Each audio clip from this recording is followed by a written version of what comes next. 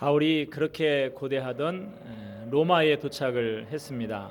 비록 죄수의 몸이긴 하지만 그곳에 이미 있던 믿는 형제들의 환영을 받으면서 로마에 입성을 하게 됩니다. 드디어 당대 최대의 국제도시 로마에 복음의 나팔이 울려 퍼지기 시작하는 거예요. 그러나 이 복음의 나팔을 손에 들고 있는 사람은 자유로운 사람이 아니라 매여 있는 사람 바울이었습니다. 사람의 판단으로는 복음을 전하기에 적합하지 않은 사람이었지만 우리는 여기서 다시 한번 하나님의 지혜의 놀라움을 발견하게 됩니다. 사람이 보기에는 대단히 무모하고 미련한 것 같이 보이지만 이것이 하나님의 방법이 될 줄을 누가 알았겠어요? 바울이 로마에 매여 있는 상태에서 빌립보 교인들에게 쓴 편지를 보면 이런 정황이 자세히 나와 있습니다. 빌립보서 1장 12절에서 14절 말씀입니다. 형제들아, 내가 당한 일이 도리어 복음 전파의 진전이 된 줄을 너희가 알기를 원하노라. 이러므로 나의 매임이 그리스도 안에서 모든 시위대안과 그 밖의 모든 사람에게 나타났으니 형제 중 다수가 나의 매임으로 말미암아 주 안에서 신뢰함으로 겁없이 하나님의 말씀을 더욱 담대히 전하게 되었느니라. 우리는 이런 하나님의 지혜를 잘 분간하지 못할 때가 많습니다. 이런저런 자격을 구비하고 이런저런 여건이 갖춰져야 하나님이 크게 쓰실 거라고 생각을 하지만 어떤 경우에는 사람이 보기에 아무것도 아닌 사람이 아무것도 갖춰지지 않은 상태에서 하나님의 손에 쓰임 받을 때가 있어요. 하나님께서는 사람들이 생각할 때 전혀 가능하지 않은 것을 통해 자주 일하셨던 것을 우리는 역사를 통해서 많이 보아왔습니다. 1800년대에 영국과 미국의 대부흥운동을 이끌었던 주인공은 유명한 신학자들이 아니라 초등학교 졸업의 학력이 전부였던 가난한 시카고의 구두가게 점원 D.L. 무디였습니다. 그가 참여했던 어린이 선교회는 12명이 처음에 모였었는데 순식간에 1000명이 넘는 세계 최대의 전도회, 선교회가 됐습니다. 이처럼 하나님께서는 무식한 사람 통해서도 일하십니다. 하나님의 역사는 나이 많은 사람을 통해서도 일어납니다. 사람이 볼 때는 아무 능력이 없는 것 같은데도 놀라운 역사가 일어날 때가 있어요. 하나님께서 일하시기 때문인 것이죠.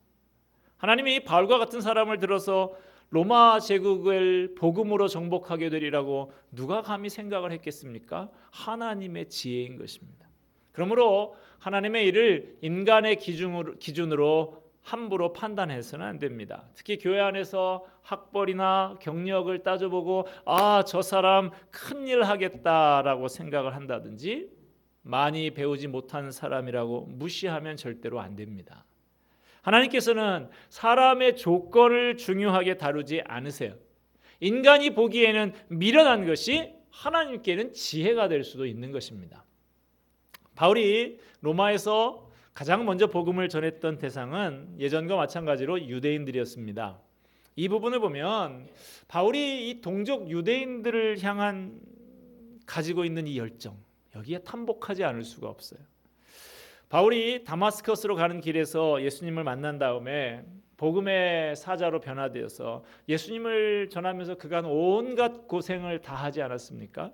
그 세월이 벌써 수십 년이에요. 그동안 바울이 겪은 환난과 고통, 이루 말할 수 없는 것입니다. 그 환난과 고통의 중심에 누가 있습니까? 바로 이 유대인들이 있어요. 바울이 받은 환난과 고통의 대부분은 자기 동족에게서 당한 수모여 어려움이었습니다. 때리고 돌로 치고 재판에 붙이고 감옥에 가두고 소동을 벌이고 사사건건 따라다니면서 방해를 하는 사람들이 다 유대인들이었어요. 바울이 지금 쇠고랑을 차고 이 땅 로마에 들어오게 된 것도 유대인들 때문이었습니다. 오히려 로마 사람들은 바울에게서 조사해봐도 죄를 찾을 수 없다 하면서 풀어주려고 했지만 유대인들이 그것을 막았던 것이죠. 어떤 면에서 바울에게 있어서 원수는 자기 동족 유대인들이라고 할 수가 있습니다.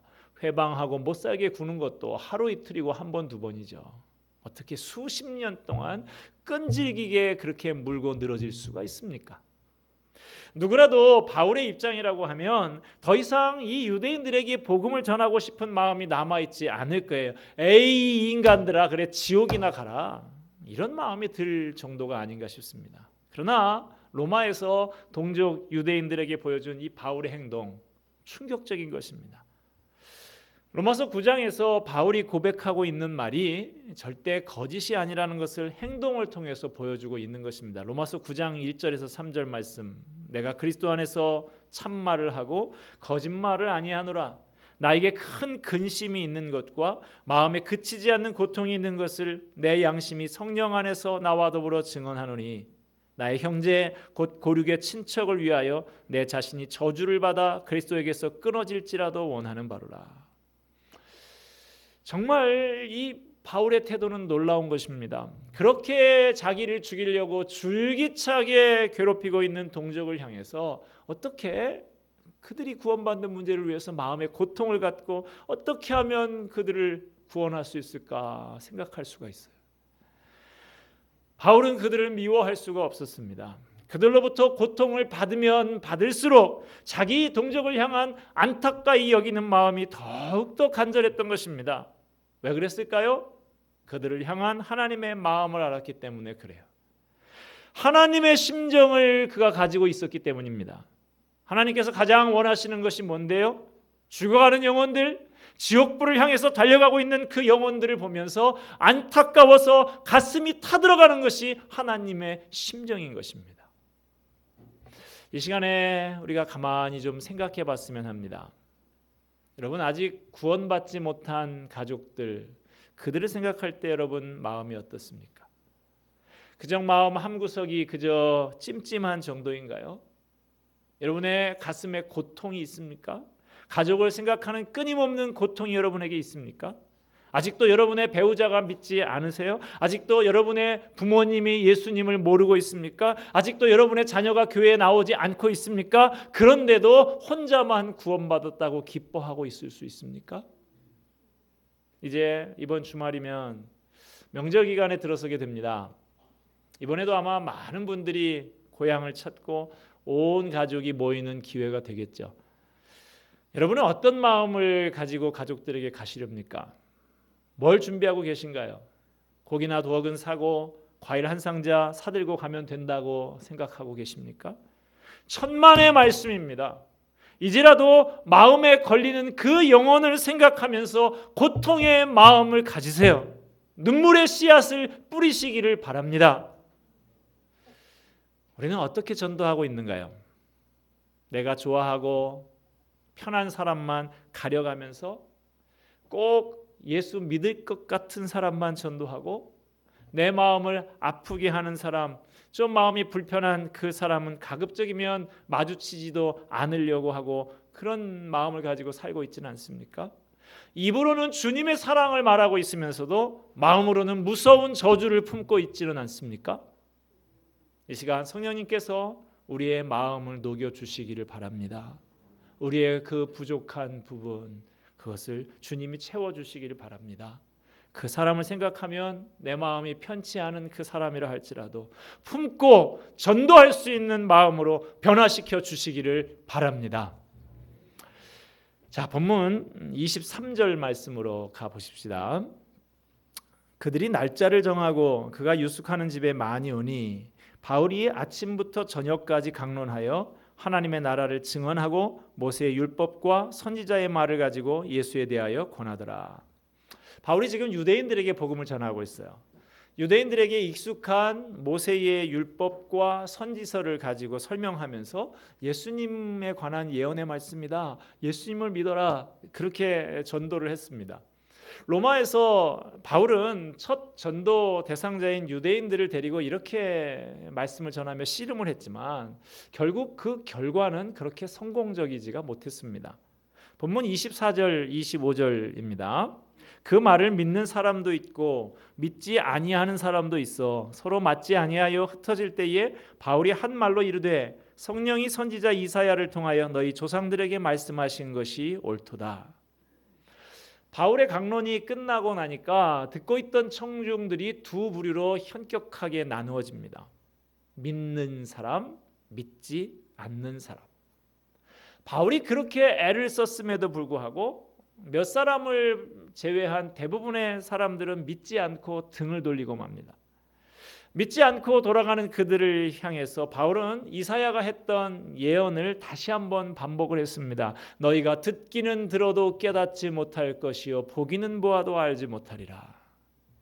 이제 바울은 복음의 주도권이 본격적으로 유대인에서 이방인에게로 넘어가게 될 것을 선언하고 있습니다. 본문 28절입니다. 그런즉 하나님의 이 구원이 이방인에게로 보내어진 줄 알라. 그들은 그것을 들으리라. 이제까지는 예루살렘이 이스라엘이 복음의 주도권을 가지고 있었어요. 거기에서부터 복음이 흘러나갔습니다. 그런데 이제 로마 제국의 수도 이 로마 한복판에서 말씀을 도무지 듣지 않고 있는 이 유대인들을 목도하면서 바울이 공개적으로 선포하고 있는 거예요. 이제 복음의 주도권이 유대인에서 이방인에게로 넘어가게 된다.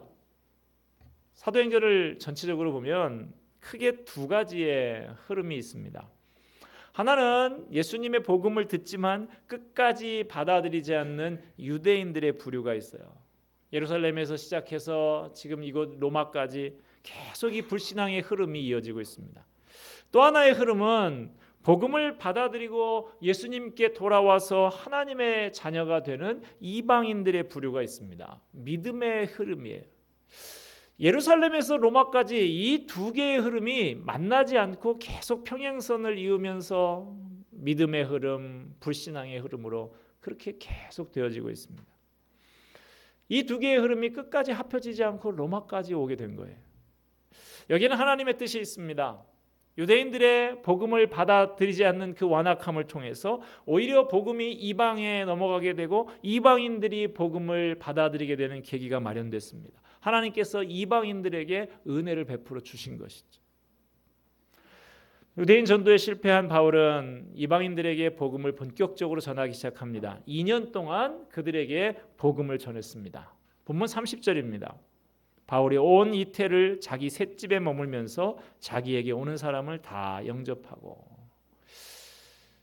셋집이라고 표현되고 있죠. 이 셋집이라는 말에서 알 수 있듯이 바울은 지금 미결수 재판을 받고 있는 그런 과정에 있는 죄수입니다만은 방세를 지불하면서 일반적인 감옥이 아닌 별도의 그 안전 감옥에서 따로 지낼 수 있는 특혜가 주어졌습니다. 군인들의 감시가 물론 있습니다.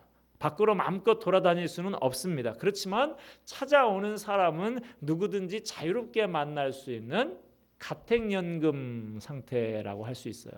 예전에 군사정권 시절에 김영삼 씨나 김대중 씨나 이런 분들이 가택연금이 됐었죠.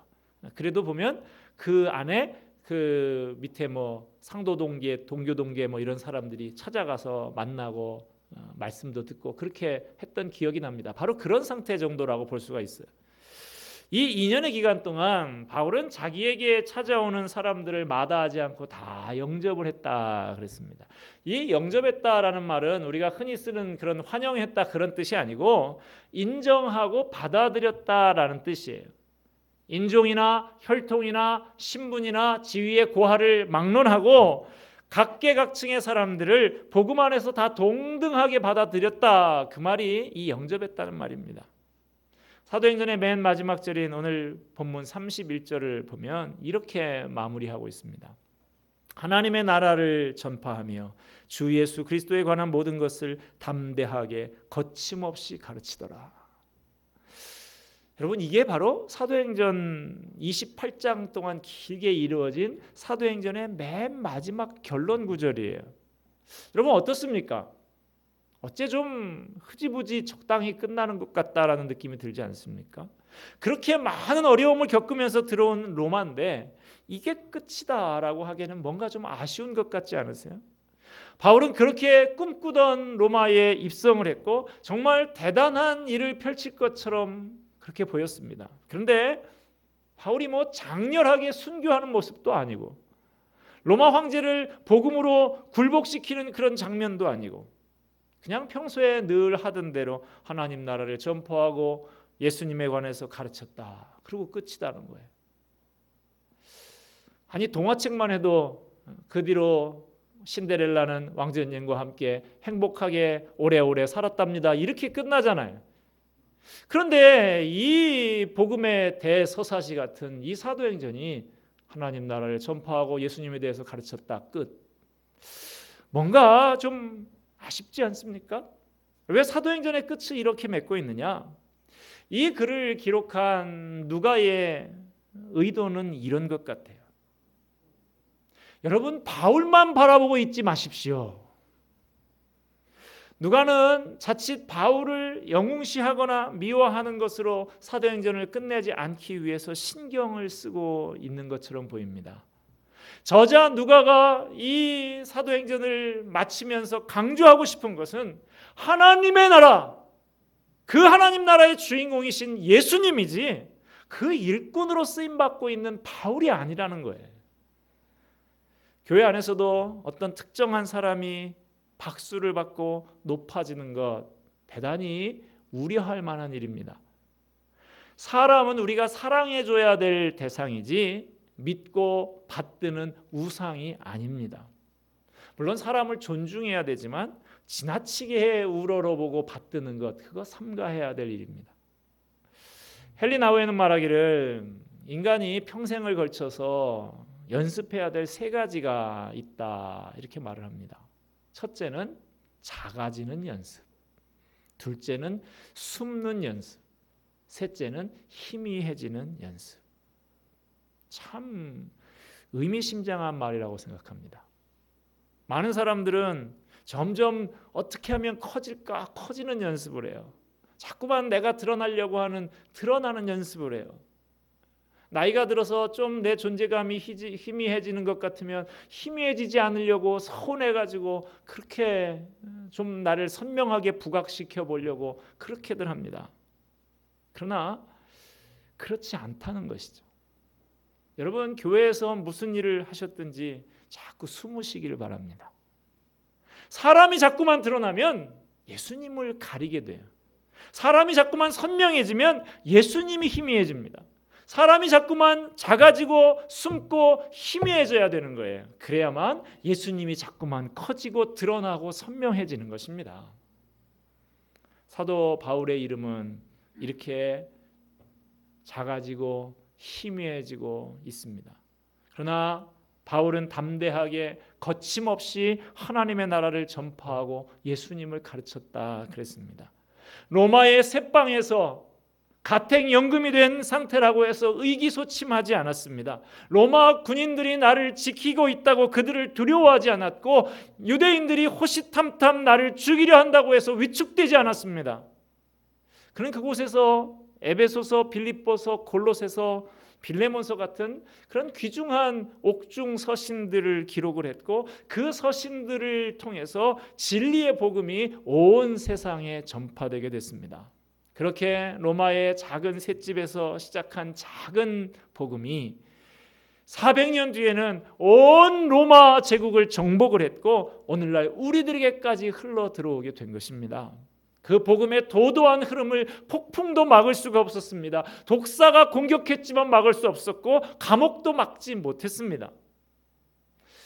여러분, 사도행전의 마지막 장 이 28장은 앞에서 말씀드린 대로 뭔가 좀 마무리가 덜 된 느낌으로 뭔가 아직 써야 할 기록이 남아있는 느낌으로 끝을 맺고 있어요. 왜 이렇게 끝을 맺고 있느냐? 사도행전은 지금도 계속되고 있기 때문입니다. 아직도 사도행전 28장을 이어서 29장이 저와 여러분에 의해서 써내려져 가고 있기 때문이에요. 여러분께서 써나가고 계신 사도행전 29장은 어떻게 쓰여지고 있습니까? 혹시 이렇게 되는 건 아닌가요? 나날이 전파되고 거침없이 가르쳐지던 하나님 나라와 예수님에 대한 가르침이 아무개에게 와서는 어영부영하다가 끊기고 말았더라. 여러분, 저와 여러분의 삶의 기록이 이런 슬픈 기록이 되지 않기를 바랍니다. 저와 여러분이 사도행전 29장의 기록, 우리가 써나가는 그 기록이 이렇게 기록되기를 바랍니다. 하나님의 대사가 된 아무개의 삶의 현장에는 오늘도 하나님의 나라와 예수님의 복음이 거침없이 힘차게 전파되고 있다. 할렐루야. 여러분, 하나님은 우리에게 어떤 대단한 능력과 대단한 모습으로 하나님의 일을 하라고 말씀하지 않습니다. 지금 있는 그 자리가 작은 자리면 작은 그 자리에서, 초라하고 찌그러진 자리라고 하면 그 초라하고 찌그러진 자리에서 맡겨진 일을 묵묵히 해나가며 하나님 나라를 확장시켜 나가기를 하나님은 기대하고 계십니다. 반드시 목사가 되고 선교사가 되어야만 하나님 나라의 일꾼이 되는 게 아니죠. 여러분이 계시는 삶의 현장, 여러분이 매일매일 반복되게 다람쥐 쳇바퀴 돌듯이 그렇게 감당하고 계신 그 일이 하나님 나라의 복음과 상관이 없다고 여기지 마시기를 바랍니다. 하나님께서 단순히 먹고 살라고만 그 일을 주신 게 아니에요. 그 일을 통해서 하나님의 나라를 세워가라고 주신 것입니다. 여러분의 삶의 현장이 복음 전파의 통로가 되어야 합니다. 장사하시는 분들은 장사를 통해서 만나는 사람, 그 사람들에게 복음을 전하고 그 일을 통해서 수익을 얻어서 복음 사업에 동참하라는 것입니다. 회사를 다니는 분들은 그 직장에 내가 파송된 선교사라고 생각을 해야 됩니다. 믿지 않는 가정에서 살고 계신 분은 그 집안을 구원하러 보낸 선교사가 바로 나다라고 생각을 하라는 것입니다. 여러분 각자가 살아가는 삶 하루하루의 기록이 사도행전 29장이다라는 사실을 잊지 마시기를 바랍니다. 오늘 우리는 어떻게 해야 될까요? 많은 사람들이 능력이 부족하다고 합니다. 지금은 너무 바쁘고 시간이 없다고 합니다. 형편 여건이 안 된다고 핑계를 댑니다. 그러나 오늘 이 사도행전 말씀을 보세요.